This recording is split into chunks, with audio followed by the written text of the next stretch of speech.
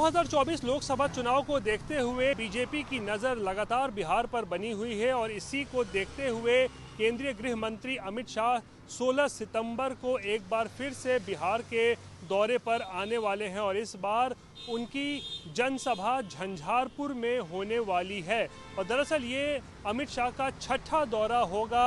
बिहार का, तब से जब से नीतीश कुमार पिछले साल बीजेपी का साथ छोड़कर आरजेडी और कांग्रेस के साथ उन्होंने सरकार बना ली थी। तो उसके बाद से ही लगातार अमित शाह बिहार का दौरा कर रहे हैं रह रहकर, और बिहार पर उनकी खास नज़र बनी हुई है। और दरअसल इसके पीछे वजह भी है, क्योंकि देखिए 2019 लोकसभा चुनाव में जब नीतीश कुमार और बीजेपी साथ में थे तो उस वक्त 40 लोकसभा सीटों में से एनडीए को उस वक्त 39 सीटें आई थी। तो इसको देखते हुए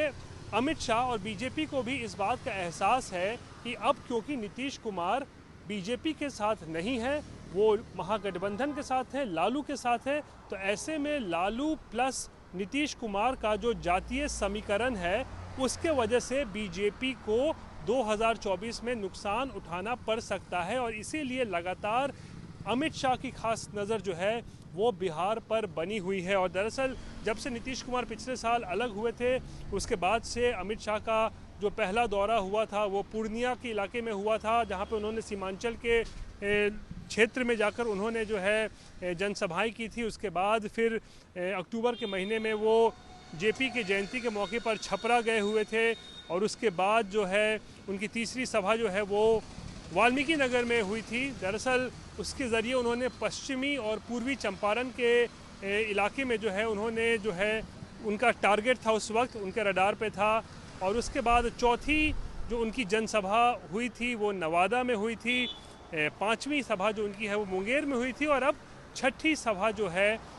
यानी कि पब्लिक मीटिंग वो झंझारपुर में होने जा रही है, जो कि मिथिलांचल का इलाका है। और झंझारपुर दरअसल इसलिए भी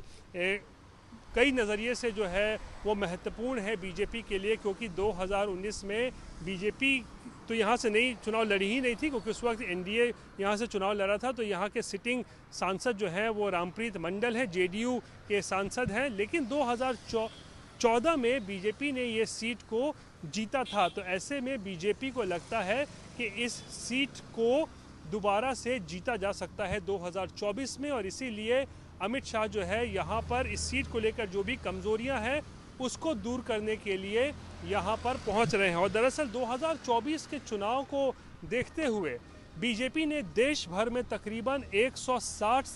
सीटों का ऐसा चयन किया है जहाँ पर बीजेपी खुद को कमज़ोर मानती है, जहाँ बीजेपी को लगता है कि वो कमज़ोर है। ऐसी 160 सीटें पूरे देश में है, और उसमें से 10 ऐसी सीटें बिहार में है, जिसमें से झंझारपुर भी एक है। और इसीलिए झंझारपुर में अमित शाह की 16 सितंबर को बड़ी जनसभा होने वाली है, और उसी दिन फिर वो अररिया भी जाएंगे, जहां पर एसएसबी यानी कि सशस्त्र सीमा बल के एक कार्यक्रम में शामिल भी होंगे। और झंझारपुर में जनसभा करके दरअसल अमित शाह अति पिछड़ा वोट बैंक पर जो है वो सेंधमारी करने की कोशिश करेंगे, क्योंकि बीजेपी जो है वो उत्तर प्रदेश के घोसी में जहां